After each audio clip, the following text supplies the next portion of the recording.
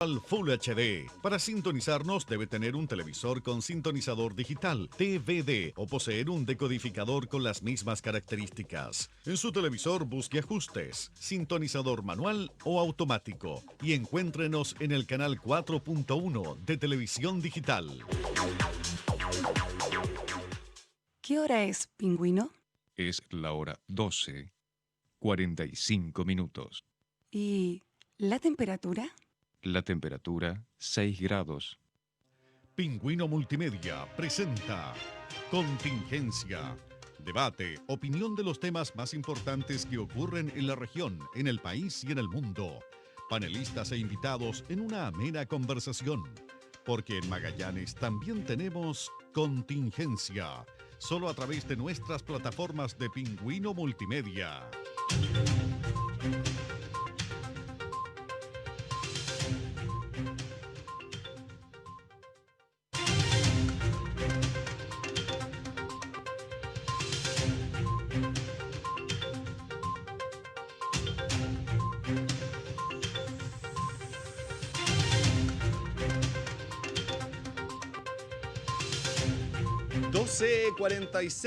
Comienza una nueva edición de Contingencia, el programa de debate político con grandes invitados regionales.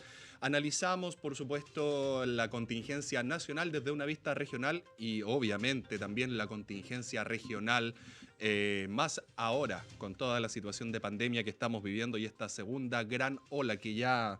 Me arriesgaría incluso a decir que parece más que ola, parece ya tsunami por las actualizaciones de información que estamos viviendo minuto a minuto. Vamos a partir de inmediato dando la bienvenida a nuestros panelistas del día de hoy. Hernán Ferreira, presidente comunal de la Unión Demócrata Independiente. También el abogado Juan José Arcos, y también, por supuesto, ex gobernador de la provincia Antártica y otro ex gobernador de la provincia Antártica también, el ingeniero Claudio Flores. ¿Cómo están? Buenas tardes, queridos contertulios. Buenas tardes, gracias. Buenas tardes a todos y a todos quienes nos escuchan. Así es. ¿Cómo ha estado la semana de ustedes? Partamos con algo suavecito. Coméntenme cómo han visto las situaciones de esta semana acá en la región. Antes de comenzar, por supuesto, con los temas pesados, con los temas contingentes que nos han atañido esta situación, esta semana, también estos últimos 7 días. Hernán, ¿cómo ha estado tu semana, tanto partidaria como también laboral? Bueno, el tema partidario ha estado bastante movido. Me lo imaginé. Bastante movido, digamos. Ha sido bastante... que la gente te dice cosas, te llama, te comenta. Así que ahí hay temas... Pero y lo demás normal, gracias a Dios, todo normal. Como digo yo, bien normal. Y cuando uno está normal ya por lo menos... ¿Tú también eres socialdemócrata, Hernán? Entrando soy de la UDI. Oye, pero Juan José, vamos de a poquitito. Si el clásico es en una hora más, ¿para qué vamos a entrar con el pie al tiro al cuello? No, es que preguntaba como para saber si era del lado de Lavín o de Evelyn Matei. Ahí quería ver cuál era su candidato a la presidencia. O candidata, capaz que nos sorprenda y Hernán se pone feminista y está ahí de acuerdo con la candidata Evelyn Matei. Hay que ver. Oye, a mí mi semana fue de mucho trabajo. Bien ajetreada. Por lo menos. Me tocó el caso del desabollador, así que entre la audiencia maratónica que tuvimos, que fue una audiencia bastante técnica, y después me tocó esta semana el alegato en la Corte, que también fue bastante intensa, por así decirlo. Así que nos tocó harta pega, pero gracias a Dios se logró. No se puede decir que se logró aclarar el crimen porque todavía faltan muchas etapas dentro de un juicio, pero por lo menos ya se encaminó el proceso y las penas pueden ser muy altas porque fíjate que ellos hasta acá se han mantenido, los que están imputados, el grupo familiar, la esposa con los 2 hijos, se han mantenido guardando silencio. Entonces, mira, hay en algunos delitos que te puede servir declarar y en otros no. Este es uno de los delitos donde te puede ayudar mucho a declarar, porque de lo contrario la pena puede llegar hasta cadena perpetua. Entonces ellos en la situación que están, si llegan a ser condenados en este minuto, arriesgan una pena de cadena perpetua. Si ellos colaboraran, declararan, confesaran el delito, bajaría sustancialmente esa pena, podría llegar a los 10 años y un día. pero en la situación actual ellos pueden llegar a cadena perpetua, así que fue una audiencia muy, muy intensa y muy trabajo. Sí, y también una situación noticiosa que tomó harta contingencia a nivel regional. Claudio, en tu situación, un poquito más relajado, ¿cómo va todo el aparataje también que tienes tú a través de tus redes sociales bastante activas? Sí, bueno, ha sido una semana de trabajo también, teletrabajo en su mayoría, y en algunas actividades ya en terreno. Y en general, esto va a sonar bastante particular, pero siendo un opositor a este gobierno, tengo que reconocer tres hechos que en mi opinión son los que marcaron la semana y que son beneficios directos, dos de ellos para la sociedad en general y uno un reconocimiento, y es por el cual quiero partir, un reconocimiento al actual Seremi de Salud, es que reconozco que fue una buena decisión porque le pone un piso importante a los funcionarios de la Seremi de Salud. Eso es hacer un reconocimiento, creo que es una muestra de la confianza que se le tiene que dar a los funcionarios de planta, y reconocer que el Seremi Castillo tiene las capacidades como para liderar ese equipo, tiene las confianzas al interior de la Seremi de Salud y tengo también yo la confianza de que va a hacer un buen trabajo siempre y cuando, por supuesto, el intendente lo ayude. Y las otras dos noticias que marcaron esta semana en lo personal, que creo que son importantes, una es la portabilidad telefónica entre Chile y Argentina, que va a beneficiar en gran parte a los magallánicos, a los patagónicos, a quienes viajamos harto por el sur de Argentina. Y la otra noticia importante tiene que ver con el trabajo que va a hacer Senabast con las pequeñas farmacias, en donde al parecer la baja en los precios es muy, muy importante y eso beneficia sin ninguna duda a la sociedad en general. Así que extrañamente, siendo opositor a este gobierno, tengo que reconocer tres cosas que son, en mi opinión, son importantes y que benefician a la comunidad.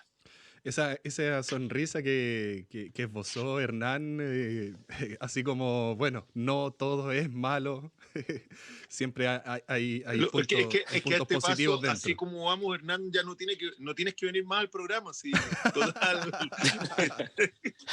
Ya está cubierto tu parte.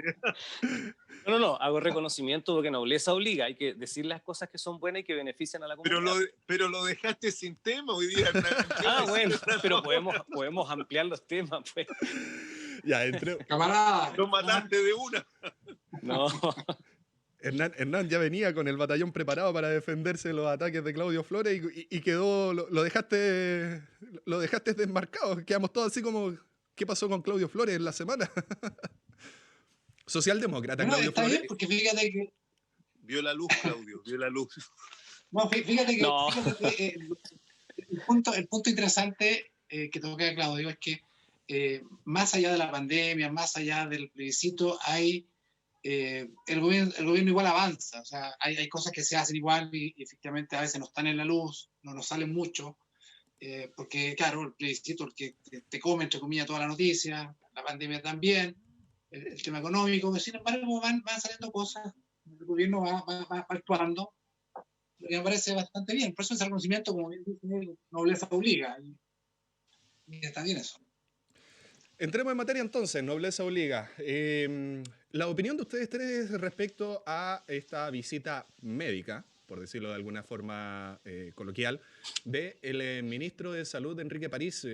Muchos de nosotros, hablo en base a los medios de comunicación, teníamos un poco más de expectativas respecto a anuncios, como bien mencionaba Claudio en un inicio, el respaldo que le entregó al Seremi subrogante de Salud, precisamente Eduardo Castillo, fue un espaldarazo gigante. O sea, del tiempo que yo llevo acá en la región, nunca había visto, y de verdad lo digo, un respaldo tan grande a un funcionario al interior de la misma seremía. O sea, siempre hay resquemores, siempre hay un ala que no te acompaña mucho, pero en este sentido, al parecer, y como bien indicaba Claudio, Eduardo Castillo congrega a todos los funcionarios en una sola línea, y eso también, mirando la situación que estamos viviendo sanitaria en la región, es bastante positivo, ¿no? Juan José, quiero partir contigo ahí en esta parte.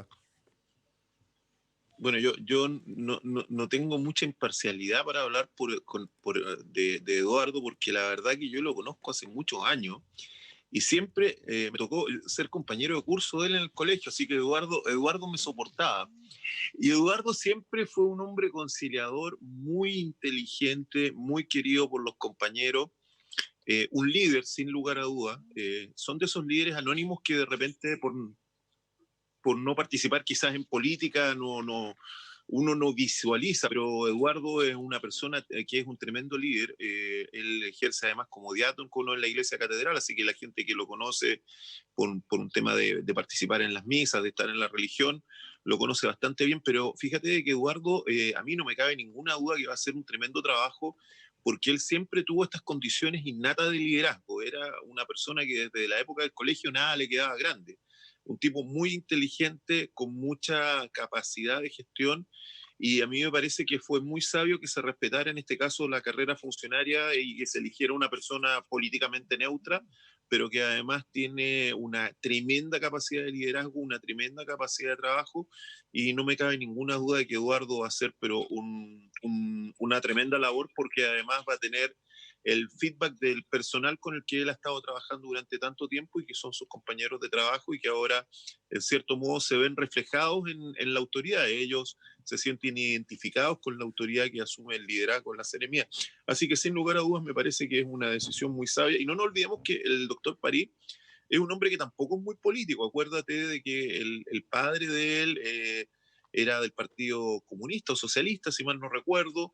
Él es un hombre de los gremios, es un hombre que siempre estuvo ligado al colegio médico y nunca ha estado ligado muy al tema político. Entonces yo creo que es muy bueno que en una situación de pandemia, donde obviamente aquí nos estamos jugando la vida, precisamente quienes asuman estos liderazgos sean personas técnicas, personas que están validadas ante los gremios, que los gremios van a sentir que pueden trabajar junto a ellos y que pueden en conjunto sacarnos a todos adelante. Si a ellos les va bien, nos va bien a todos. Y si ellos se hunden, nos hundimos todos. Y aquí hay un tema que es muy complejo, que es la pandemia que nos está afectando.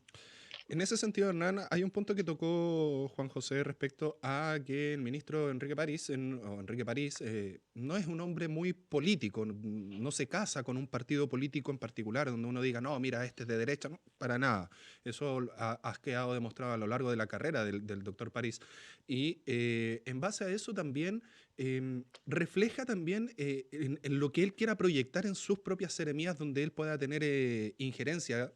Cabe recordar de que tan solo en esta y también en la de la Araucanía es donde él ha definido 2 personas hasta ahora. No sabemos qué es lo que puede pasar en el Gran Concepción, en el Biobío, producto de estos dimes y diretes que se han visto en las últimas horas por el plan Fondate en tu Casa. Pero también puede ser un reflejo de lo que él quiere, en el sentido de personas que tengan las competencias técnicas, pero también que tengan un respaldo de la gestión con el resto de sus funcionarios, con el resto de sus compañeros de labor. Bueno, efectivamente hay un punto ahí que es del ministro París, que uno ve su trayectoria, la lee, y claro, no es un hombre, entiendo, que esté casado con algún partido político o que esté militando, haya militado en un partido político. Tuvo una actividad gremial, ¿cierto?, bastante importante, pero fue presidente del Colegio Médico, sin mal no recuerdo, en 2 periodos. Una persona que además trabajaba, entiendo, también en hospitales, es decir, alguien técnico. Y la seremía de salud, sobre todo en estas épocas, se requiere siempre alguien más técnico, o por lo menos que tenga cierta capacidad técnica. Lo ideal, a mi juicio, es que tenga esta capacidad técnica y también tenga esta gestión política, ¿cierto? O sea, porque todos los ministerios son políticos. O sea, esto no es que los ministerios, los ministros, las seremías son reflejos, ¿cierto?, de la coalición gobernante. Y por tanto, esto no hay que desdeñarlo. Ahora, si el seremi subrogante tiene las competencias técnicas, la seguridad del ministro, bueno, no sé, porque esta es una seremía bastante técnica. Si el día de mañana hay una persona que tiene igual competencias técnicas, mejores o las mismas, y además tiene un componente político, también bienvenido. Aquí tampoco hay que casarse, pero efectivamente lo importante es la competencia técnica, ¿cierto? En un Ministerio de Salud, en pandemia, con COVID, es el conocimiento técnico. Entiendo que lo tiene el seremi subrogante, y que tenga no la confianza, fíjate, hay un punto, porque dice, tiene la confianza de los funcionarios. Es que sí, por tener la confianza de los funcionarios, entonces los ministros, los subsecretarios, y todos deberían ser nombrados desde la administración pública, digamos. Y bueno, no sé si eso sea, tiene su parte buena, pero también tiene su parte que, digamos, que no es tan buena en el sentido de que este es un gobierno, todos los gobiernos son políticos. O sea, por tanto, hay que trabajar. Los ministros, los subsecretarios, los servicios trabajan con los servicios públicos, ¿cierto? Los servicios públicos están al servicio de la comunidad, pero también no pueden hacerle problemas al ministro o al subsecretario del CEREMI. Entonces, esto de que per se sea bueno que salgan de ahí, no me parece. No me parece. Puede salir una persona que no tenga la competencia técnica suficiente o políticas de comunicación, por ejemplo, de gestión, y sea del ministerio. No porque sea de un ministerio determinado, un funcionario público, va a tener la competencia completa. Así que, si la tiene el CEREMI actual, bienvenido sea. Si no la tiene suficiente, bueno, el gobierno tendrá que tomar las medidas. Eso. Claudio, hay una gran diferencia marcada y que se ha visto por lo menos en estas 2 o 3 semanas ya desde la renuncia de Mariela Rojas entre la forma en que transmite comunicacionalmente hablando Eduardo Castillo versus lo que hacía Mariela Rojas. ¿A qué voy? Se ve, a lo mejor también puede ser un requisito a nivel central, eso yo no he tenido la oportunidad todavía de conversar con el CEREMI subrogante de salud como para poder preguntarle, pero se ve ya una diferencia gigantesca en que los medios de comunicación vuelven a tener más acceso hacia la autoridad sanitaria regional y eso finalmente no deja de ser menor, porque durante, si mal no me equivoco, a lo mejor ustedes me pueden corregir, serán los últimos 4 meses, solamente veíamos a través de los reportes regionales a la autoridad sanitaria leyendo un informe donde no se le podía tener un acceso tan directo como sí se ha visto en las últimas apariciones de Eduardo Castillo. Hemos visto entregando cuñas sin ningún problema y además también con un buen manejo de cifras, de situaciones, y también con menos palabras técnicas y un poco más prácticas o en un lenguaje un poco más claro también para que la comunidad entienda la situación real.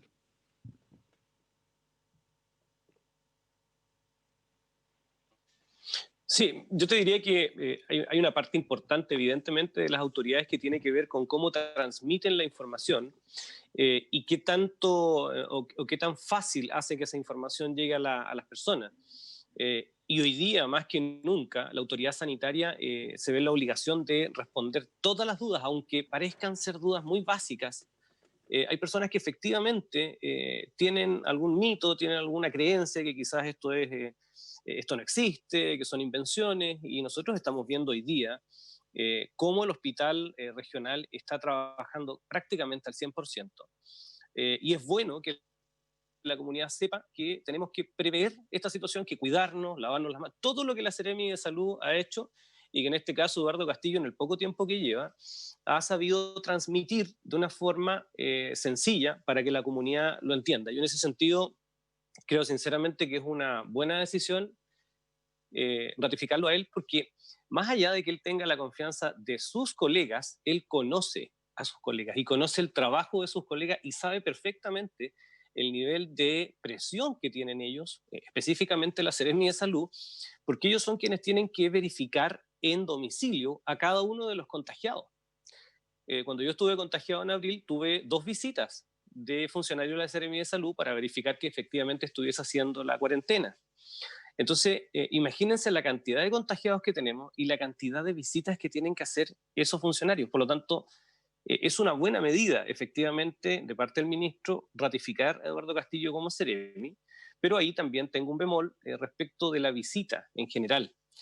Y sí tengo que hacer un reconocimiento a el Consejo Regional o a los consejeros y consejeras regionales que han pasado por los distintos consejos, incluyendo el actual, porque si hay algo que se ha hecho en todas las administraciones, en todos los consejos regionales, incluido el actual, es que no se ha dudado en poner recursos del gobierno regional o recursos de la región, del FNDR, para apoyar la inversión de salud y, sin ir más lejos, más del 50% de los fondos que se han puesto para ir en rehabilitación de algunos centros de salud y en la construcción de nuevos hospitales para las capitales provinciales, más del 50% ha sido financiamiento del gobierno regional.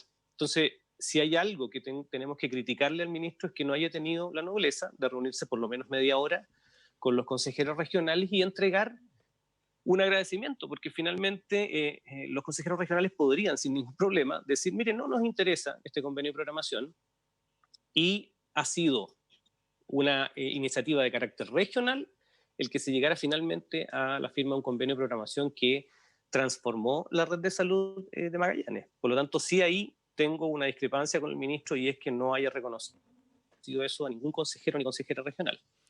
Hay varias autoridades en general acá en la región que precisamente quedaron molestos con el gobierno regional por esta falta de integración a las actividades precisamente del ministro. ¿Cómo se puede entender eso, Hernán? Tú eres parte de la coalición, por supuesto. El hecho de que, por ejemplo, el alcalde de la comuna haya tenido solo una videoconferencia, como bien indicaba Claudio, el CORE no fue invitado absolutamente a ninguna actividad. A nivel de senadores y diputados acá en la región solamente participaron Carolina Goy y Gabriel Boric, dejando de lado, por ejemplo, a Sandra Mar. Entonces, ¿cómo se puede explicar por dónde pasa esa decisión de quienes participan en las actividades oficiales de un ministro o incluso también de un presidente en una visita regional?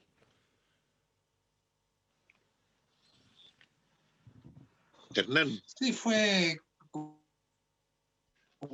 coalición, digamos, ¿sí? Fue un poco que parece extraño, por así está decirlo. un poco lento el delay. Estás con un poco de delay en la comunicación, como que te llega la información un poco atrasada, hay un poquitito de fase. Sí, pero termino escuchando bien. Sí, termino escuchando bien finalmente. Se señalaba que efectivamente fue un poco extraño. Ahora yo entiendo que todas estas visitas se programan desde Santiago. Y claro, y pareciera que está muy amarrado el gobierno regional. O sea, me parece extraño que al lado del ministro Pari esté la senadora Goich. O sea, parecía una senadora de gobierno. De cierta medida, igual A lo podríamos mejor yo entender, planteé Hernán, otro programa que de el hecho de repente que hay algo estuviera ahí, Carolina ¿cierto? Goich, Hay porque como dije, ¿cómo un se llama? contubernio, hay entre gobierno y la democracia cristiana, ¿cierto? O sea, porque fue extraño, fue como extraño que estuviera ahí, no estuviera una Sandra Mar, por ejemplo. Fue súper extraño. Que no se reuniera, sí, también uno dice, bueno, lo ideal es que se reúna, no sé los pormenores, la verdad que no sé los pormenores, pero esa imagen, y esto yo lo digo como alguien que es de la coalición y que te preguntan y te escriben, que estuviera el ministro Pari al lado de la senadora Goich, ¿cierto? Que le haya un reconocimiento a la Boric, da como sazón, porque uno dice, bueno, ¿el gobierno quiere estar con su coalición o quiere estar con quién? Eso realmente fue como bastante extraño. Y el último, breve, porque alguien también criticaba estas cosas que digo yo, como diciendo, mire, lo que pasa es que mucha gente no está acostumbrada a decir la verdad cuando está en la actividad política, Mateo en este caso. Y mire, no nos parece extraño, ¿cierto? Y no salir con que mire, no, nos parece extraño, raro, y esa es la verdad. Y si a alguien no le gusta o alguien quiere hacer burla, bueno, pues me da por lo mismo, pero esa es la verdad de cara a la gente.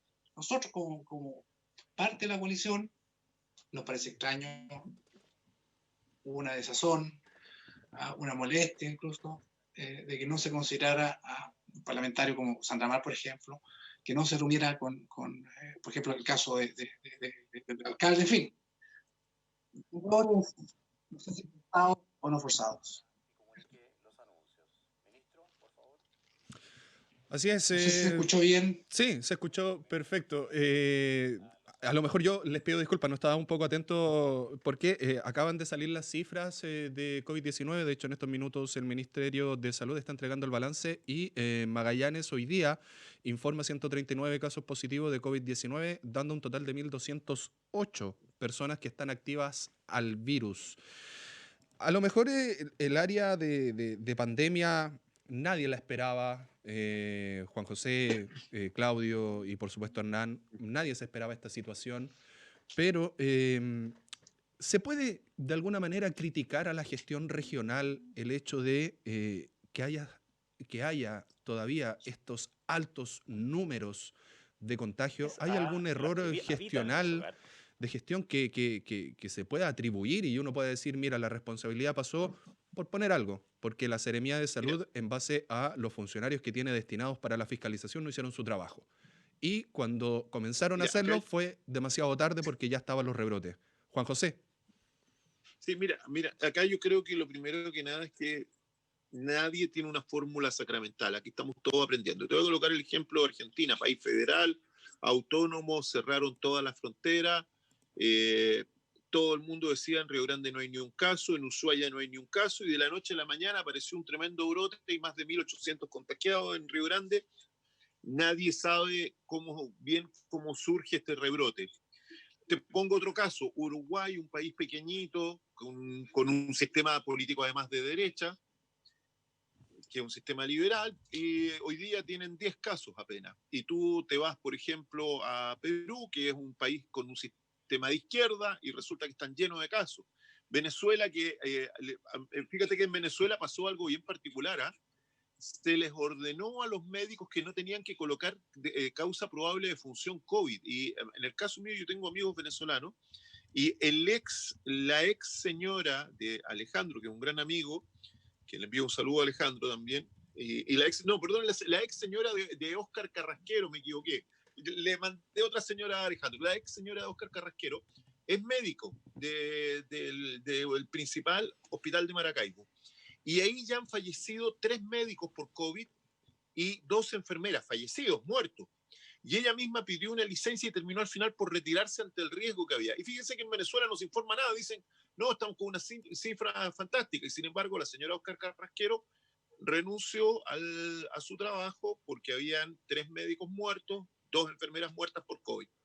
El presidente del Tribunal Supremo de Justicia de Venezuela está con COVID. Diosdado Cabello, que es el segundo al mando, también afuera por COVID. Entonces, y tú ves la cifra de Venezuela y pareciera que solamente se han enfermado justamente los líderes que yo he señalado, esta gente que es conocida, porque aparentemente las cifras son rebajas. ¿Qué es lo que ha pasado en Magallanes? Juan José, ¿me escuchas? A ver, acá... Sí, ¿me das un minuto? Porque en estos minutos vamos a conectar con el audio desde mi celular. Hay un contacto a nivel nacional con el intendente de Magallanes porque finalmente el Ministerio de Salud señala que el plan Fondate en tu casa definitivamente no va a regir para las comunas en cuarentena. Para que compartamos un poco el audio. Que sabemos la dificultad que ha tenido. Así que agradecerle también al intendente de Magallanes. Estuvimos allá el martes pasado implementando un nuevo centro de trazabilidad, entregando ventiladores mecánicos y equipos de oxigenación y obviamente también tomando muestras en un lugar público. Hemos escuchado, como ha dicho el ministro Belolio, la opinión de la gente y de las autoridades y sobre todo obviamente del intendente de Magallanes, que nos ha hecho saber su preocupación por el hecho de que ellos estaban en cuarentena. Es por este motivo que hemos cambiado esta decisión y las comunas que están en cuarentena obviamente no van a poder tener este permiso especial. Con esto terminamos los anuncios del día y pasamos a las preguntas de la prensa. Ahí estaba finalmente, bueno, la información, les pido las disculpas, pero ustedes saben, la información manda y en estos minutos ya por lo menos una buena noticia, algo que se estaba pidiendo de manera transversal. Y aquí yo creo que ninguno de los que estamos acá, sea de izquierda, de derecha o de centro, estábamos en otra línea que era un grave error sostener, sobre todo en nuestra comuna, en Punta Arenas, que estábamos en fase 1, este permiso del Fondéate en tu casa, donde te podías reunir con 5 personas más en lugar cerrado, con 10 en un lugar abierto y finalmente algo que precisamente comentábamos, se escuchó a la región en este sentido y se logró ya definitivamente que todas las comunas que se encuentran en fase 1 en cuarentena no van a ser parte de este programa, de este plan que había impulsado el gobierno en un inicio del Fondate en tu casa. Ahora sí, Juan José, tú estabas con la Sí, palabra. me parece muy lógico la reacción del ministerio, me parece lo correcto, pero qué triste es todavía seguir escuchando a estas alturas de la vida que digan en Santiago se escuchó la opinión de Magallanes y ahora sí nos van a hacer caso. Fíjense que sería mucho mejor que uno podría decir que en Magallanes decidimos no aplicar este plan porque definitivamente no era conveniente para la situación nuestra. Y ahí un poquitito lo que pasó también esta semana de esta malísima decisión de el anuncio de postergar la elección de gobiernos regionales. No puede ser que para cosas tan importantes que tenemos que decidir en los magallánicos, tenemos que estar constantemente yendo a golpear las puertas de Santiago y casi pidiendo clemencia. Oye, por favor, sabe que aquí esto no está bien, no nos va a ayudar.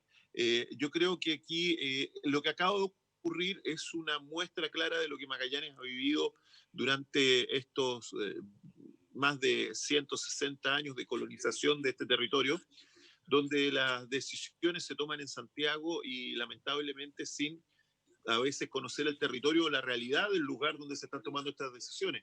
Fíjate que hay una vieja frase de los antiguos regionalistas que yo quiero repetir. Dios existe en todas partes, pero atiende solo en la capital.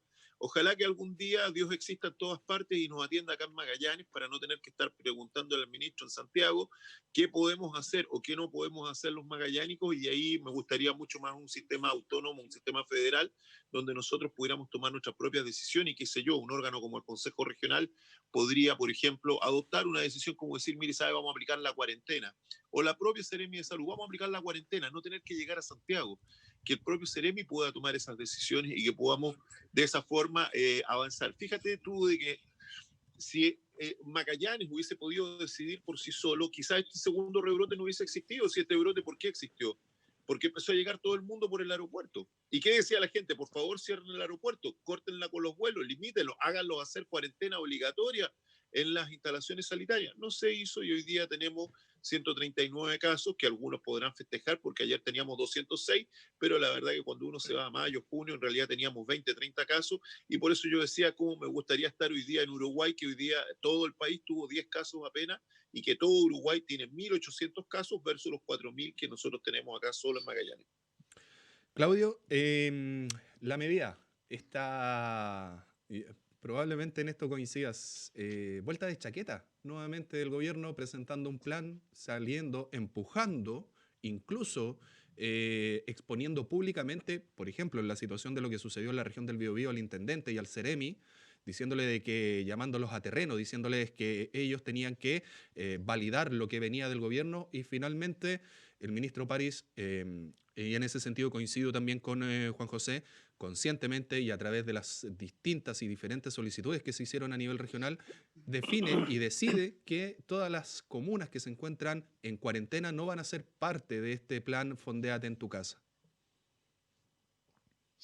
A ver, primero la decisión pura de no considerar a las comunas que están en cuarentena en esta política pública del Fondéate en casa, yo encuentro que es razonable, mirada absolutamente desde la perspectiva técnica. Es razonable porque el nivel de contagio que tenemos hoy día podría aumentar, espero ni siquiera voy a decir duplicar ni triplicar, pero podría aumentar al punto en que sea inmanejable para la red de salud Magallanes.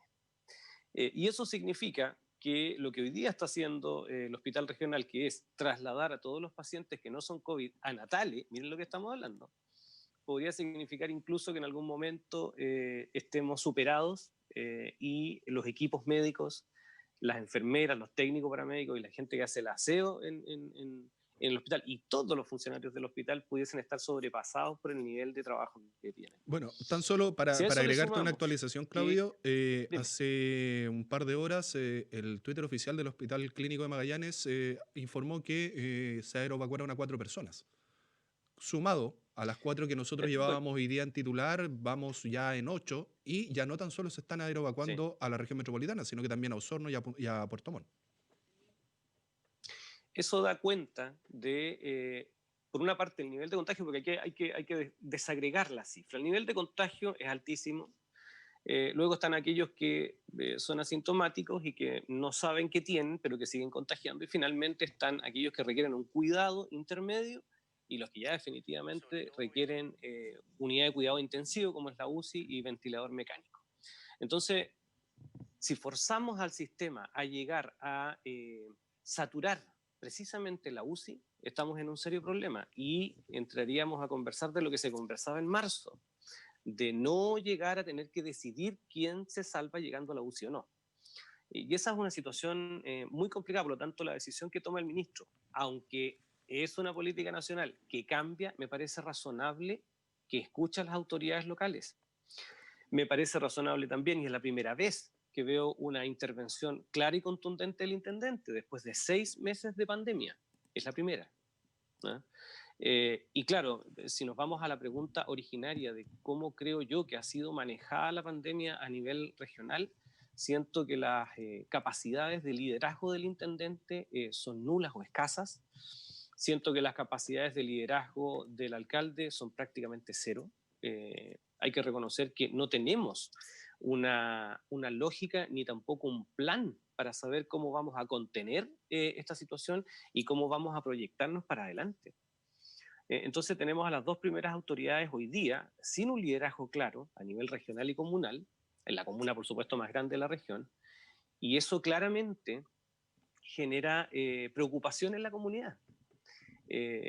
Por otro lado, seguimos con esta sensación de que si Magallanes no pide, así como lo hizo Concepción y otras regiones no pide, por favor, un reconocimiento de lo que está pasando en la región, en Santiago de verdad no pescan. Entonces claramente coincido con Juan José en el sentido de que finalmente la decisión que podamos tomar acá, conociendo nuestra realidad, tiene que ser validada en Santiago. Yo siento que eso ya está asfixiando a las regiones, ya no estamos para eso.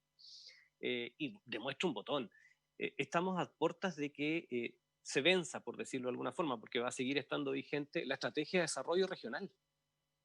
Y la pregunta es, ¿qué hemos hecho como región para proyectar la estrategia de desarrollo regional 2020-2030? Solo como pregunta. Y la respuesta es, no estamos haciendo nada. Y en las regiones lo que tenemos que aprender es a caminar y mascar chicle, pues. Hay que hacerlo a la vez. Entonces, claro, hay que contener una crisis sanitaria, pero hay que proyectar cómo salimos de una crisis social y económica. Y de eso no se está hablando nada en Magallanes. Pero, Claudio, en ese sentido, y también ahora participa Hernán, ¿será necesario en estos momentos, al nivel que estamos llevando de pandemia, a sabiendas, por supuesto, de la crisis social y la crisis económica que estamos viviendo, a la información que apareció durante la semana donde una de las grandes empresas de turismo acá de la región cerró sus puertas, dejando también un montón de gente cesante como es Comapa, y donde ya estamos viendo de que el turismo en Magallanes 2020 e inicios del 2021 ya está muerto, pero será necesario en estos minutos comenzar a ver una posible reactivación cuando el foco está en contener la pandemia, en defender y de cierta manera también en base a la responsabilidad de cada uno de los ciudadanos en ayudar con nuestro granito de arena, quedándonos en casa, al personal de la salud. Wow, qué difícil, es difícil hacer este equilibrio perfecto entre la salud y la economía. Lo que sí sabemos es que si esta situación siguen cerrados los restaurantes, siguen cerrados los negocios, siguen cerrados el turismo, o sea, nos vamos a ir al hoyo definitivamente, y aquí no sé quién nos va a salvar, ¿eh? Ni el Chapulín Colorado nos va a salvar, nadie nos va a salvar. O sea, eso es un hecho. O sea, aquí no hay que, cuando alguien dice, mire, es que la salud es lo primero, y que el Estado no puede estar dando un año dinero a todas las empresas para que se mantengan, a todos los trabajadores, porque no tiene, ¿cierto? Porque no tiene. Y si se empieza a endeudar, bueno, los fondos mundiales también son ilimitados, porque lo podría hacer Perú, lo puede hacer todos los países. Entonces hay un tema que es re complejo. ¿Cómo equilibramos esto de la salud con la economía? Porque si al cabo de esto salimos con todas las empresas, con el 80% de las empresas quebradas, ¿cierto? Vamos a tener una segunda pandemia ya de depresiones, suicidios, ¿cierto? Gente que no tiene cómo pagar la salud, o cómo ni siquiera ir, porque los hospitales a esta altura quizás no van a tener ni insumos, o muy pocos insumos. ¿Ah? Alguien dice, no quiero pagar que el hospital público. O sea, hay que tomar conciencia también de eso. Por eso que en Santiago, ¿cierto? Se ha ido abriendo, hoy está en esta etapa, tratando de ir viendo, lamentablemente no queda otra, por lo que yo he visto, esto de ensayo y error. Dice, mira, el gobierno se equivocó, pero es que aquí se hace camino al andar. Y por tanto, acá en Magallanes se abrieron, ¿cierto? Hubo una normalidad, los casos subieron, también entiendo que los exámenes, los PCR, también se aumentaron y por tanto también suben los casos, si se aumentan, ¿cierto? Se detectan los casos también. Un paréntesis, también hay una sensación en la población de que esto no es tan real, esto es una constatación, más allá de una opinión propia o no, que no la voy a dar. Hay una sensación de la gente que dice, mire, claro, hay más casos, pero tenemos efectivamente más PCR. Tenemos las noticias profusamente, aparecen, hasta por lo menos yo no he visto que sea un fake, una falsa noticia, de que el inventor, el creador de este examen PCR dice, Mary, sabe, esto no sirve solo para el PCR, para el COVID, sino que a usted le puede dar positivo, pero también le puede dar positivo por otras cosas. Tampoco es tan confiable. Es decir, es una serie de confusiones tan enormes, que hoy hay una desorientación muy grande. Estamos todos desorientados. ¿Hacia dónde vamos? Lo que tengo claro para cerrar la respuesta es que urge, de alguna manera, ir reactivando la economía, porque no podemos salir de esto recursos económicos, que es lo que al final le va a servir a las familias para comprar un remedio, para comprar alimentos, porque el Estado no le va a dar todo porque no puede darle todo. Entonces, ¿cómo se soluciona? No, sin tener la solución, pero el autocuidado aquí es clave, pero es clave.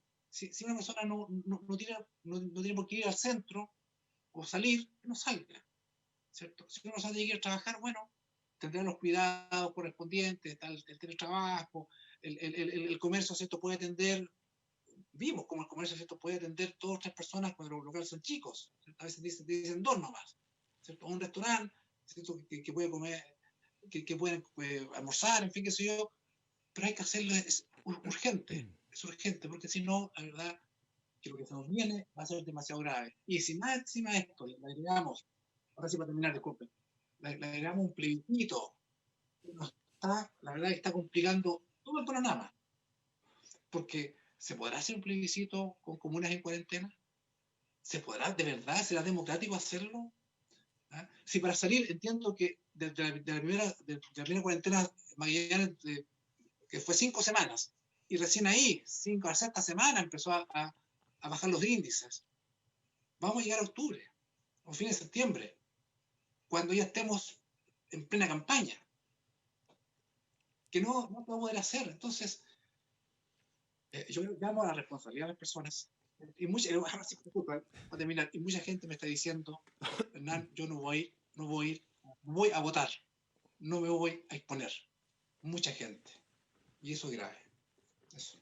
Ahí Hernán en ese sentido tocó varios temas, los principales respecto a salud, reactivación y también la exposición ante este plebiscito que está pactado para el 25 de octubre. Juan José, en ese sentido, ¿cómo el gobierno, el Estado prioriza la salud, la reactivación, ambas de la mano, pero ¿de qué forma? Vemos señales centralizadas, donde indican en los casos de las comunas que están en proceso de transición, de salida, de preparación, como dice el plan paso a paso, donde los restaurantes pueden atender en las calles, sin ningún problema. Se cierran avenidas, mostraron ahí al alcalde Joaquín Lavín, también a la alcaldesa Evelyn Matei, cerrando grandes avenidas de Providencia y Las Condes en Santiago, pero nuevamente una medida mirada desde Santiago. ¿Cómo la habilitas eso en una posible inicio de apertura? También en Magallanes. El alcalde de Puerto Natales, Paredes, está pidiendo poder comenzar a abrir restaurantes. Pero si nosotros acá tenemos viento, en Natales mejor ni hablar. ¿Cómo va a llevar a la gente hacia afuera?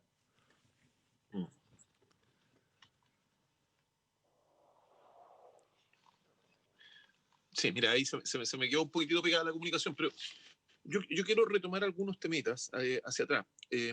Yo creo que hoy día tenemos un grave problema que es la burocracia y el centralismo, sin lugar a dudas. Y fíjate tú de que a mí me tocó, cuando me tocó ser gobernador de Williams, tuvimos que pelear para que vuelva el subsidio al gas. Y el subsidio al gas resulta de que lo habíamos perdido porque en definitiva se había generado un sistema que era muy complejo para optar al subsidio al gas. Entonces, en la práctica te daban el subsidio al gas, pero tenías que llevar hasta el certificado de nacimiento de la bisabuela.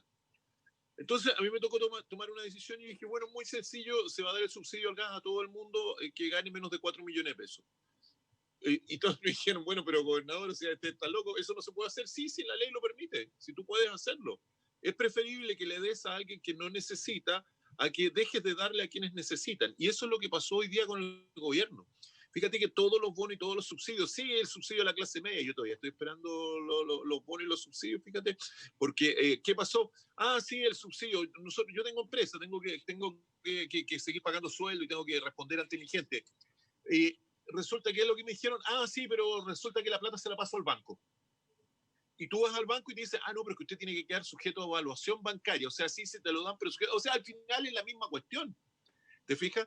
No, si tenemos el fantástico subsidio que es para la clase media y resulta que tú te metes al subsidio para la clase media y tienes que tomar un manual de economía financiera. Entonces, fíjate que cuando las políticas son planas, algunos nos acusan a los regionalistas de ser populistas, pero prefiero 1000 veces ser populista y que las políticas lleguen a la gente y no que pase lo que está pasando hoy día con los bonos que se quedan en el camino y que no le están llegando a la gente. Entonces, fíjate de que acá hay un tema de que no es menor. ¿Cómo lo hizo Alemania saliendo de la crisis del 29? Porque todos hablamos de que el Estado no se puede endeudar. Y los economistas alemanes dijeron que en situaciones de emergencia, en situaciones de crisis, en la medida que el dinero real, el monto real de dinero, no sobrepasaba lo que habitualmente circulaba en la economía, no se producía inflación. Y aplicaron su propia teoría ante la peor inflación que habían tenido en la República del Weimar, la peor inflación mundial, y aplicaron una teoría nueva. ¿Y en qué consistía esta teoría? Que el Estado emitía dinero y pagaba subsidios y bonos de acuerdo al valor adquisitivo de los alemanes, pero que incentivaba a su vez la producción, porque cambiaron el patrón oro, que era el patrón que regía en ese momento, por el patrón trabajo.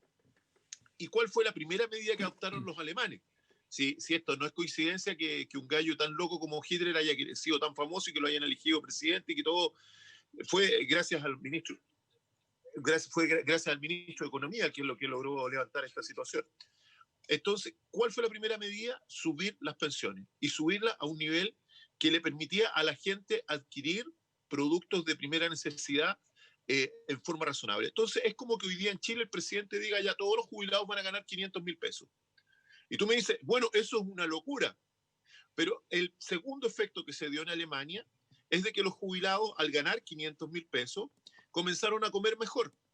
Y como comenzaron a comer mejor, ya el jubilado compraba frutas, compraba verduras, compraba todo lo que necesitaba, y eso significó que había que producir más. Entonces ya la gente joven que antes estaba cesante tuvo que trabajar para producirle comida a estos jubilados. Y por otro lado, estos jubilados que ahora sí tenían dinero, que antes no lo tenían, al comer mejor dejaron de demandar atenciones médicas. Resultado, raya para la suma, el gasto que hizo Alemania en subirle las pensiones a los pensionados fue equivalente a lo que dejó de gastar en el sistema sanitario. Y todo esto que se vaticinaba y que decían que eran unos populistas, que todo esto resultó no ser así. Esa decisión del gobierno alemán entre guerras permitió reactivar totalmente la economía, solucionar el problema de hambre que vivían los jubilados en Alemania, permitir solucionar un problema de una cesantía que llegaba a un 30% en Alemania y darle trabajo a todos los jóvenes en Alemania, subir la calidad de vida y al mismo tiempo algo que parecía sorprendente, disminuir las necesidades de atenciones médicas. Ya los viejos no se enfermaban como antes porque ahora estaban bien alimentados. Entonces yo creo que en Chile falta de repente una capacidad de decisión y un líder que sea estadista y que tenga la capacidad y la voluntad de decir, mire, esto que pareciera que no se puede hacer, hay que hacerlo. Hoy día Chile es un país que tiene un tremendo capital. Solamente, si tú consideras lo que tenemos en la AFP, son alrededor de 160.000 millones de dólares que quedan todavía después del 10%, 180.000 millones de dólares. Bueno, por último, toma parte de eso. Si tú puedes, hoy día, de 30.000 millones de dólares Chile se los debe a la AFP, perdón, 60.000 millones de dólares hoy día Chile le debe a la AFP. Tú puedes tomar de eso a partir de un bono y poder tratar de en estos momentos revertir la rueda. Pero el problema que nosotros tenemos es, en este momento, es la burocracia. Cuando Alemania toma esta medida para subir la calidad de vida de los habitantes de Alemania, darle trabajo a todos y salir de la crisis del 30, ¿qué es lo que hace Alemania? Le da el subsidio parejo para todos. ¿Ah? Todos los jubilados de Alemania ganaron 500.000 pesos mensuales, el equivalente hoy día en Chile. Eso hizo Alemania. Es más, a todos los jubilados le dieron bonos de vacaciones y reactivó completamente la economía. Y tú me dices, bueno, pero eso es populista, eso no funcionó. Yo te puedo decir que la historia se hizo, que funcionó y que ¿sabes cómo se financió? Con el menor gasto en salud. Así que, además con la reactivación económica y la mayor producción de IVA. Así que al final, yo creo que hoy día lo que falta es eso, simplificar los mecanismos de ayuda, porque a la gente la ayuda no le está llegando. Yo me gustaría que los televidentes me digan a cuántos de ustedes les llegó la caja del gobierno, cuántos de ustedes recibieron el bono de las 500 lucas, cuántos de ustedes recibieron algún subsidio que supla el sueldo que no están ganando, y veamos si efectivamente la ayuda que ha dado el gobierno ha llegado a todos o no. A mí me parece que no ha llegado a todos, y cuando un gobierno da ayuda, la ayuda debe llegar a todos y no llegar solamente a aquellos iluminados que saben llenar todos los formularios especiales y cumplir todos los requisitos que te piden hoy día, más encima en internet. Anda a decirle a una persona de 80 años que vaya a llenar un formulario por internet. Claudio, te veíamos en las imágenes asentando en varias de las intervenciones de Juan José.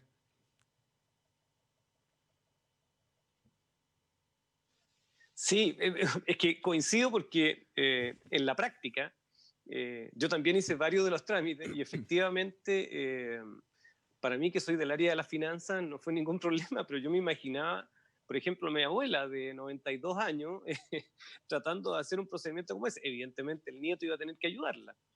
Y por otro lado, claro, cuando uno compara las decisiones que se han tomado en distintos países, efectivamente genera un poquito de esperanza creer que se pudiese tomar una decisión de ese calibre aquí en Chile, pero tenemos un sector de la política que está cuidando con dientes y uñas a las AFP, y el retiro solo del primer 10%, que si uno revisa cómo quedó redactada la ley, es algo que es exclusivo y únicamente por esta vez, así quedó, por lo menos lo que entiendo yo, redactada la ley, da cuenta del cuidado que tienen algunos sectores políticos para no tocar las AFP.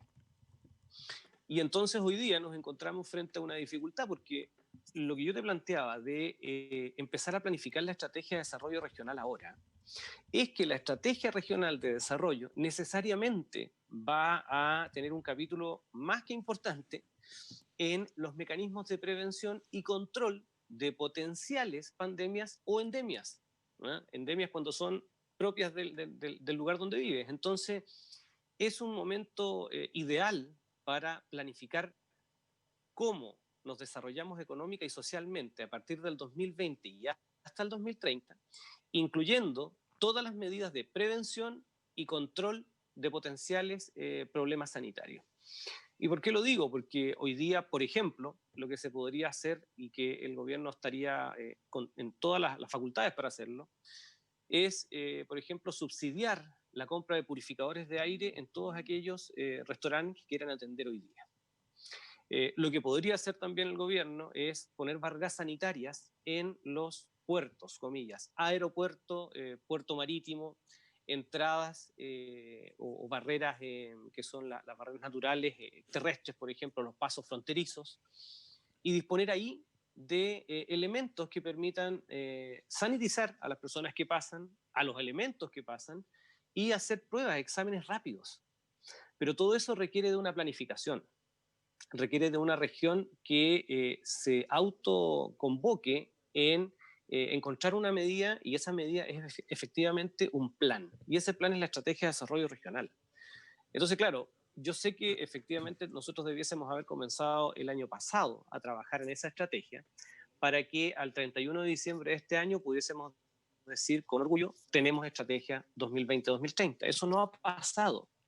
Y se cruza con otro hecho que es fundamental, la elección de los gobernadores o gobernadoras regionales, donde ellos o ellas van a tener parte importante de decisión en la estrategia de desarrollo regional, que a su vez es un trabajo muy, muy cercano con las municipalidades. Hay que saber efectivamente cómo trabajan las municipalidades para que la estrategia de desarrollo regional no choque con los planes de desarrollo comunal, sino que sea un complemento para ir en apoyo a los municipios. Entonces, claramente es el momento, porque si partimos con planificar una estrategia de desarrollo regional el próximo año, no nos va a servir como un instrumento para ir en apoyo precisamente de quienes hoy día se la jugaron por Magallanes. Y los empresarios del turismo podrían haber tomado una decisión de irse a otra región, a la cuarta, donde hay un turismo más masivo, a la 11ª, donde hay un turismo más prístino. Decidieron quedarse en Magallanes. Y como decidieron quedarse en Magallanes, entonces la región es la que tiene que cuidar a sus inversionistas, a sus empresarios, que son los que finalmente dan pega. Eso es lo que tenemos que hacer de aquí en adelante. Una estrategia pensando en cómo salimos de esta crisis sanitaria y cómo salimos de la crisis social y económica.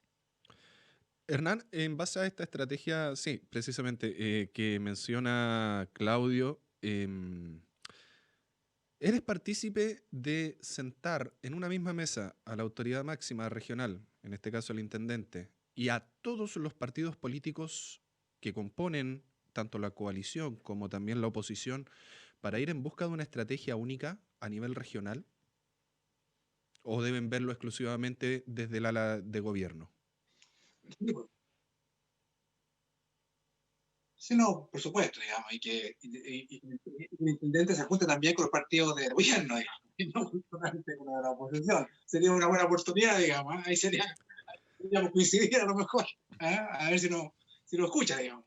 Oye, pero mira, sí, por supuesto, todo lo que sea diálogo, sí, porque fíjate que la oposición también dice algo, mira, uno escucha a los dirigentes y te dice, mire, nosotros elegimos el gobierno esto, que tiene que hacer aquí, como 5 cosas. Y si el gobierno no la hace, ¿qué te dice la oposición? Es un mal gobierno. Mal gobierno. ¿Y por qué es mal gobierno? Porque no hizo lo que nosotros queríamos que hiciera. Es una cosa perversa, digamos. Entonces salen a decir, mire, nosotros pusimos nuestros técnicos a disposición del gobierno, el gobierno no lo escuchó y por tanto es un mal gobierno. Pero el gobierno no solamente escucha a la oposición, escucha también a los técnicos, escucha a mucha más gente. Digamos. Así que eso también. Y fíjate que no es un tema de no tocar a la AFP, como dice Claudia, es un tema de tocar nuestros fondos, no a la AFP. A la AFP se le puede tocar, ¿sí? Yo creo que la gente está perfectamente clarito en eso. Lo que no quiere es que les provee su fondo, porque espero no haber entendido mal a José, digamos, pero fíjate que nos dio como 3 soluciones típicas socialistas, digamos, totalmente socialistas. Una, la de Alemania nazi, que es un sistema que funcionó porque el gobierno fue el que fue. O sea, me llama la atención, digamos. La gente el otro día discutía, decía, nazi significa nacionalsocialismo. Alguien por ahí, un señor, tradujo, dice que la verdadera traducción es socialismo nacional. O sea, lo primero es socialista, de tipo nacional, no internacional ni globalista, pero socialista. ¿Ya? Sí, pero Entonces, mira, pero Hernán, seamos serios en esto. Seamos serios en esto. Ese modelo que se llama economía social de mercado es el mismo que hoy día se tiene en Alemania y la diferencia es que un obrero alemán gana 2 millones de pesos y un obrero chileno gana 300. Tú mismo te referiste al partido al nazismo. Si tú mismo te referiste, y no yo. Si tú me mismo estoy dijiste, refiriendo a los economistas dices, alemanes que instauran un modelo económico basado en el trabajo, porque en aquella época el patrón era el patrón oro y eso había llevado a Alemania a una crisis económica porque ellos no tenían oro después de la Primera Guerra Mundial. Cuando los economistas alemanes instauran este modelo, esto lo saca de la crisis del 29 y después del 46 lo saca de la segunda crisis. Y eso se denomina economía social de mercado. Y son los países más modernos y con mayor justicia social del mundo. O dime que no te gustaría que Chile fuera como Alemania, como Suecia, como Dinamarca, como Holanda, que son países que por ningún motivo permitirían el comunismo extremo, pero donde un obrero te gana sobre 1 millón de pesos y donde no hay esta brutal desigualdad que nosotros tenemos en Chile donde la verdad que el dinero a la gente más humilde no les alcanza para nada. El contexto latinoamericano, Chile estaba logrando unos mayores sueldos mínimos. El contexto latinoamericano, porque no somos europeos. Yo por lo menos soy Ferreira Ceballos, ¿cierto? A lo mejor tú eres, claro, tu segundo apellido es europeo, pero aquí la mayoría no somos europeos. A ver, disculpa, Ferreira Ceballos son apellidos españoles. Tus antepasados vinieron de España. Tus primos que viven en España ganan un sueldo mínimo de 700.000 pesos. Y tus primos que viven en Chile ganan un sueldo mínimo de 300.000 pesos. La emisión, la emisión la tenemos en Argentina. La emisión tenemos en Argentina. Mira, Argentina está ya más reventado porque ha emitido lo que tú dices. Después sin querer te refieres, no lo dice directamente, ¿cierto? Lo mismo que se Jadwe, fíjate, nacionalizar los fondos de pensiones. ¿Ah? Yo no hablé de eso. Yo no hablé de eso. Yo hablé de que el Estado tenía que invertir y que los fondos tenían que llegar a la gente. Meta los fondos y la transferiste a la AFP, a los fondos, porque Chile tiene mil y tantos millones de no sé cuántos dólares. Bueno, a través de los fondos que son de nosotros. Entonces, mira, es que me llamó la atención nomás. Yo no te quiero discutir. Pero tú puedes, oye, pero si eso siempre se ha hecho emisión de bonos que tú lo puedes emitir a 20, 30 años como instrumento de inversión para obtener el dinero. Si este es el momento de la crisis, tú puedes hoy día gastar dinero pensando en una cuenta de crédito a 5 o 6 años con bonos soberanos, pero el tema es cómo sales hoy día de la crisis. ¿Ah? Con garantía a mi fondo, O sea, que si le va mal, ahí tienes mi fondo de pensiones. Eso tú lo planteaste. Ahora, mira, pero ahí yo creo que hay que hacer una pequeña salvedad, tanto Hernán como Juan José. Se sabe que por ley, por la ley de la AFP, los fondos propios de cada uno de nosotros están asegurados. Los fondos, el aporte real que cada ciudadano hace en la AFP, eso es constitucionalmente resguardado a través del Banco Central. Esos fondos no se pueden tocar. Entonces, probablemente deduzco que Juan José a donde está apuntando es hacia las ganancias que han obtenido esos fondos a través de nuestros ingresos, que esos sí se pueden tocar y se ha visto en varias situaciones en que el gobierno o la misma AFP invierten, le prestan plata por poner un banco X y ese banco finalmente nos presta plata a nosotros. Pero hay que salvar y hay que separar los fondos que son de nuestra propiedad, que están asegurados por Constitución, por la Constitución, que están asegurados a través de bonos en el Banco Central y esos fondos no se tocan. Así es. Pero mira, si básicamente la figura es mucho más sencilla. Es mucho más sencilla. Pero que, disculpa, es mucho más sencilla. Pero quedamos un segundo. Hernán. Hoy día Chile tiene 100.000 millones de dólares invertidos en el extranjero, en China, en Estados Unidos, en Europa, 100.000 millones de dólares de los fondos de FP. Yo lo que te estoy diciendo es que a través del sistema de emisión de deuda pública, estas mismas AFP podrían repatriar parte de esos fondos y entregarlos al Estado para que a través de un mecanismo adecuado, no significa que las personas pierdan el dinero, sino que a través de un mecanismo adecuado se emitan bonos de deuda que se puedan pagar con estos fondos para poder salir de la crisis. Estamos hablando de la pandemia, estamos hablando de este periodo. A ver, acá, porque yo sé que acá dijo, hoy día están asegurados los fondos, ¿cierto? La Constitución asegura nuestros fondos. La Constitución, cuando se quiere partir de un hoja en blanco, y escuchan al diputado Vidal del Frente Amplio, que dice que solo, ¿cierto?, bastaría un tercio para que los derechos que están reconocidos en la Constitución hoy día no sean reconocidos. A ellos les falta un tercio para eso. En una entrevista de ayer o anteayer del diputado Vidal del Frente Amplio. O sea, hoy día están asegurados. Y mañana, con una nueva Constitución, no sabemos si están asegurados o no están asegurados. ¿Ah? O sea, hay que tener ojo. Y lo ha dicho Atria, lo ha dicho el ex fiscal Gajardo, lo dice ahora el diputado Vidal de Frente Amplio, y lo dicen muchos más. O sea, pero Hernán, dame un segundo. ¿Cuántos miles de millones de dólares el Estado de Chile, con este plan que anunció el gobierno, le entregó a la banca? Esa es pregunta 1. ¿Cuántos miles de millones? Y pregunta 2, ¿cuántos miles de millones de dólares le entregó a la gente? Porque la plata llegó a los bancos y no le llegó a la gente. Entonces, ¿para quién era la plata? ¿Para los bancos o para la gente? Se te entrecorta, por eso no te escuché bien. No, yo la para pregunta imaginar la que te imagen hago, ahora. Hernán, es ¿cuántos miles de Mira, yo millones de dólares colocó el digo, Estado a la banca para que le llegue a la gente? Creo que son 8.000 millones, Claudio quizás pueda tener la cifra. Creo que son 8.000 millones de dólares.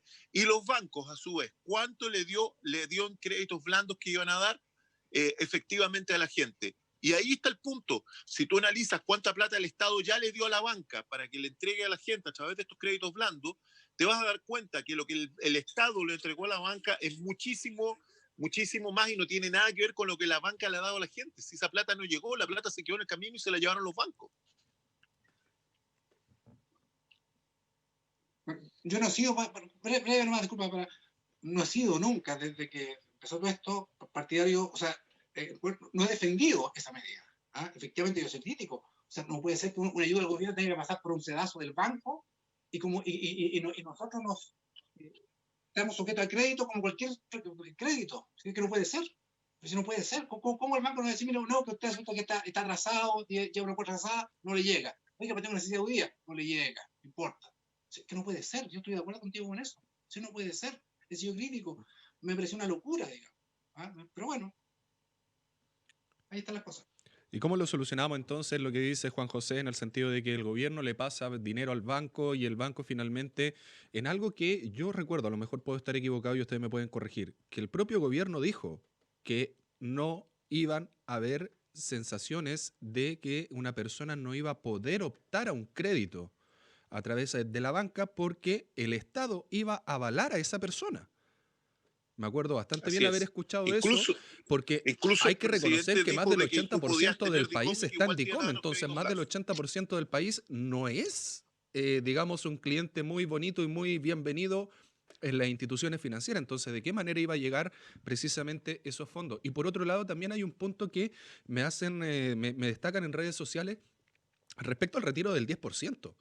Las AFP retiraron, muchas AFPs, e incluso, si mal no me equivoco, la Superintendencia de Pensiones está investigando la situación, retiró antes los dineros de cada uno de los pensionados, se los sacó de sus fondos, una semana antes incluso de hacer el traspaso directamente hacia las personas. ¿Y qué pasó ese tiempo, esa semana con ese dinero? ¿Cuánta ganancia le produjo a la AFP ese dinero propio? Entonces, acá hay situaciones que lamentablemente cada vez hacen dudar un poco más respecto a qué tan efectivos son los planes que tanto se están entregando por parte del Congreso, como es el retiro del 10%, como también por parte del Estado con los distintos créditos, crédito blando, crédito FOGAPE, FOGAPE 1, FOGAPE 2, ahora con el tema del reactívate, con el turismo. ¿Realmente están llegando a la gente lo que dice Juan José? ¿Es cierto? Porque yo me meto a redes sociales rápidamente y de verdad parece que a los Illuminati les llegó solamente ese dinero. Claudio. Sí, y lo dije por ahí por abril, cuando tuvimos en un programa, que si la decisión del Estado vía el gobierno central de entregarle recursos a la banca para que la banca luego nos entregara recursos a nosotros, eso era endeudamiento. Por lo tanto, lo que tenía que hacer el Estado era entregar subsidios directos, que se esbozó relativamente en el bono a la clase media, en donde vía el Servicio de Impuesto Interno tú hacías tu presentación y era la tesorería la que te entregaba esos recursos. Te los depositaba directamente en la cuenta corriente o con un valerista. Ese es el mecanismo con el que el Estado debe apoyar a las personas que se quedan en su hogar o que han perdido el empleo, porque finalmente la decisión de Estado, de política pública, es generar cuarentenas, cordones sanitarios, estado de excepción en Chile, y esos mecanismos que el Estado genera para que las personas se mantengan en su casa, lo que debiese hacer por obligación es que el Estado debiese proveerle los recursos entonces para que esa persona se quede en su casa. Y de esa parte, en ese sentido, era lógico entonces que la tesorería hiciera ese aporte a la clase media. Ahora, poner la serie de restricciones que pusieron hizo que, por ejemplo, yo entrara a evaluar el bono de la clase media y me tocaban algo así como 7 o 9 lucas. Entonces, comprenderás que más recibí de parte de la estafa que nos hicieron a nivel nacional del confort que del crédito que nos iban a entregar. Entonces, ahí es donde uno se da cuenta de que si queremos efectivamente quedarnos en casa para controlar una pandemia, una crisis sanitaria, entonces el Estado es el que tiene que ir en aporte de las personas y tiene que asegurarse de que todos puedan quedarse en su hogar. Y respecto de lo que se conversaba anteriormente, de cómo salíamos de esto y de un poco tocar o no tocar los recursos de las AFP, entre Alemania y los países que forman la OCDE, o en general los países europeos, y Chile hay una gran diferencia. Y creo que es una oportunidad para que en este 25 de octubre próximo todos podamos ir a las urnas y votar a prueba. ¿Por qué? Porque finalmente nuestra Constitución no dice absolutamente nada respecto de la posibilidad de agregar valor. ¿Y qué es lo que hace Alemania? Alemania exporta valor agregado. Todo lo que nos exporta tiene un valor. Voy a poner un solo ejemplo, sin tratar de hacer publicidad. Mercedes-Benz. ¿Quién me puede decir que la Mercedes-Benz es una mala marca? Es una marca a nivel mundial, porque ellos tomaron la decisión como país de exportar valor agregado. ¿Y qué hacemos nosotros? Seguimos exportando el cobre, por ejemplo, en bruto. Y nos llega de vuelta, nos llegan los circuitos, nos llegan los televisores, nos llegan precisamente los smartphones y toda la tecnología, cuando nosotros debiésemos como país tomar una decisión y dejarla consagrada en nuestra carta fundamental. Vamos a ser un país que exporta valor agregado. Ese es el secreto para que Chile salga del subdesarrollo. Y respecto de lo que viene hoy día y la pandemia, claramente es una buena alternativa, agregar valor. Y efectivamente, coincido nuevamente con Juan José, eliminar todas esta burocracia, estas restricciones que hacen que finalmente las personas no quieran emprender. Hernán, para ir cerrando tu tiempo y para que también puedas cerrar las ideas que quedaron pendientes en el camino. No, el tema, fíjate que del plebiscito, que es un tema que lo voy a decir breve. Esto como el chiste de Donoto, ¿cierto? ¿Qué hace Donoto, ¿cierto? Cuando le comenta a Flick que pilló a su mujer, ¿cierto? En un sillón, engañándolo. Y toma una decisión drástica, ¿cierto? Para que mi mujer nunca más me engañe, voy a vender el sillón. Esa es la solución, ¿cierto? Y él pensó que vendiendo el sillón de Donoto iba a solucionarse. La Constitución pasa lo mismo. El problema, dicen ellos, es la Constitución. Destacámonos de la Constitución. Necesitamos otra. Pero los actores políticos hacen lo mismo. Vean ustedes, señores, señoras, en los diarios, quiénes son los postulantes. ¿Qué está sonando? Políticos reciclados, los mismos de los años 90, de los 2000, son los mismos. O sea, esto es todo un maquillaje. Es un maquillaje para decirle, oiga, aquí tenemos algo nuevo, con los mismos actores, con las mismas personas, con las mismas políticas, políticas más que han fracasado en otros países. O sea, y si esto le digamos un plebiscito en pandemia y eventualmente con ciudades en cuarentena, donde además los contagiados no van a poder ir a votar, no sé si sea tan legítimo, la verdad. ¿Era legítimo? Me parece que no. Y que los partidarios de la prueba decían que el año 80 no es legítimo, porque tampoco va a ser legítimo. Piensen eso, porque y si tienen que ir a votar, el rechazo les asegura que a quienes tuvieron la idea de cambiar todo, ahí sí que se van a tener que ir. Esos políticos viejos, ciertos añejos, se van a tener que ir. Y ahí sí van a tener que venir una nueva camada, porque ya les hemos dicho, no señores, no estoy de acuerdo con su otra constitución y quiero que venga gente nueva y podremos hacer los cambios en tranquilidad y en paz. Juan José, tu turno para las palabras al cierre. Sí, bueno, nos saltamos, no sé en qué momento pasamos de la pandemia, del modelo económico alemán, cómo resolvió Alemania sus problemas en su momento, y terminamos en el plebiscito, así que hubo un salto grande ahí. Pero de todas formas, yo te voy a dar una opinión personal. Hoy día la clase política es la que está pidiendo la nueva constitución, no es el pueblo. La gente lo que está pidiendo es que los beneficios le lleguen, que le llegue efectivamente la ayuda económica. Y fíjate de que yo tengo una propia visión. Yo creo que si aquí gana el rechazo, lo que va a hacer es que va a confirmar el rechazo de la gente a la clase política. Si hoy día son todos los políticos los que están pidiendo apruebo, hasta el presidente de la República está llamando a que se vote por el apruebo. Entonces, yo creo que si gana el rechazo, la clase política va a ser el gran loco acá, porque efectivamente es la clase política casi en su conjunto, si no diría en su totalidad, porque hasta Longueira ahora está llamando a votar por el apruebo. Es toda la clase política la que llama a votar por el apruebo, y a mí me parece de que si ganara el rechazo, lo que va a ocurrir es que la gente le va a dar un portazo en la cara a todos los políticos y le va a decir, mire, ¿sabe qué más? No queremos esto, no queremos que ustedes sigan haciendo política y riéndose de nosotros y pónganse a trabajar en lo realmente importante y lo realmente serio.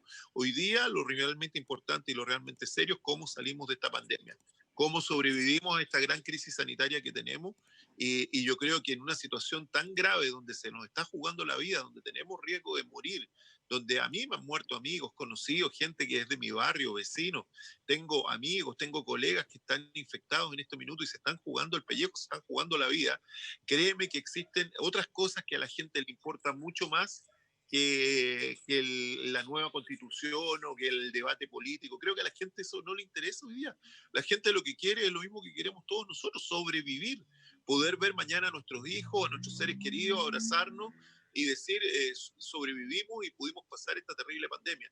Creo que eso es lo que hoy día quiere la gente. Y lo que pueda pasar en la votación, mira, yo aquí lo que yo veo es de que la clase política está toda por el apruebo, están absolutamente todo por el apruebo. Te vuelvo a insistir, si la gente vota rechazo, va a ser un rechazo no a la derecha, no a la izquierda, no a la nueva constitución, va a ser un rechazo a toda la clase política. Me parece que eso es lo que va a significar ese voto. Claudio. Sí, mira, bueno, no es un secreto que yo estoy por el apruebo y con una convención constituyente, porque creo que, y lo dije hoy día en la columna del Pingüino, porque tengo confianza, el país ha pasado por una serie de crisis brutales. Terremoto de Valdivia en los años 60, una dictadura sangrienta donde murió mucha gente, problemas naturales, desastres naturales, y fíjate que de todo eso hemos salido, y de verdad han sido problemas graves. Entonces, pensar que el modificar una constitución va a ser un tremendo problema, yo creo que no. Yo tengo confianza en que los chilenos, así como hemos sabido salir adelante, siempre con desventaja de todo, somos muy resilientes, también tenemos la posibilidad de escribir una nueva constitución que dé cuenta del Chile del siglo XXI también. Y era lo que yo les decía, hoy día tenemos la posibilidad concreta de transformar al país y decirse, nosotros queremos ser un país que exporte valor agregado. ¿Por qué no? Y transformarnos y salir un poco del subdesarrollo que tenemos hoy día. La Constitución es un elemento que permite ordenar el trabajo que hacen nuestras autoridades y los deberes y derechos que tenemos como pueblo. Y creo que es un momento en donde podemos reflexionar respecto de los deberes que tenemos y también de los derechos que tenemos como seres humanos. Hay constituciones interesantes. La Constitución colombiana, por ejemplo, se basa principalmente en el cuidado de los derechos humanos. La Constitución argentina, por ejemplo, reconoce el turismo como una industria estratégica para el desarrollo económico del país. Entonces, hay muy buenos ejemplos a nivel mundial que nos permitirían escribir una nueva Carta Fundamental. Y ahí solo un bemol con lo que han dicho. No es una carta que esté en blanco. El acuerdo que se firmó es un acuerdo que permite redactar una nueva constitución, pero respetando todos los acuerdos y convenios internacionales ya firmados. Y eso es fundamental. Y aquí, para darle tranquilidad a la comunidad, hay un organismo que es internacional, que es la Organización Mundial de Comercio, que es el que regula el comercio internacional. Y nosotros como país exportador debemos mantener vigentes todos los tratados que tenemos con el resto del país. Por lo tanto, es una tremenda oportunidad y yo los invito el 25 de octubre a votar a prueba, y sin ningún miedo, y con una convención constituyente que nos permita de verdad escribir la constitución del siglo XXI, para Chile, para todos en realidad. Eso. Muy bien. Claudio, si está todo asegurado por convenios internacionales, ¿para qué cambiar entonces? Si está todo cambiado, si está todo tan asegurado, ¿para qué? Porque los convenios internacionales, lo que hacen es regular el trabajo o las exportaciones e importaciones entre un país y otro. No. Y lo importante hoy día es cómo transformamos a Chile en un país que de verdad quiera salir del subdesarrollo, y creo que una constitución lo permite. ¿Pero para qué? ¿Por qué no? Pues si el Tratado Internacional lo permite. ¿Pero por qué no? ¿Por qué no? O sea, a ver, el que quiera votar rechazo, que vote rechazo, si yo no tengo problema con eso, estamos en una democracia. Lo que yo estoy planteando es que yo voy a votar a prueba e invito a todas las personas que no tengan temor de votar a prueba y que no tengan temor a una convención constituyente. Si finalmente lo que vamos a hacer es escribir nuestra Carta Fundamental, que lo que haga es ordenar de mejor manera el trabajo de nuestras autoridades y los deberes y derechos como tenemos como ciudadanos. Deberes y derechos que Si todo se mantiene, por supuesto, vamos a verificar el próximo 25 de octubre finalmente cómo va a ser la decisión, si se aprueba una nueva constitución, bajo qué modalidad, o si se rechaza esta iniciativa también de generar una nueva constitución para nuestro país. Estimado Hernán, Juan José, Claudio, muchas gracias por haber sido parte de la contingencia del día de hoy. Un abrazo gigante a cada uno de ustedes y quedan liberados para que puedan ver el partido. Gracias. Que estén muy bien. Yo estoy igual que los de la prueba. Yo no necesito ver el partido si Colo-Colo siempre gana. Listo, ok. Chao, chao, que estén bien. Así nosotros también vamos poniendo fin a una nueva edición de Contingencia por las pantallas de Pingüino Multimedia. Nosotros nos reencontramos en 7 días más cuando nuevamente Magallanes, a eso de las 12:30, tenga contingencia en las pantallas de Pingüino Multimedia. Que estén muy bien. Chao.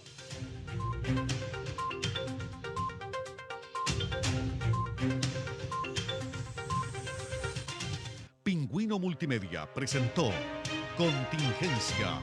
Debate, opinión de los temas más importantes. En 7 días más volveremos a tener una amena conversación, porque en Magallanes también tenemos Contingencia en todas nuestras plataformas de Pingüino Multimedia.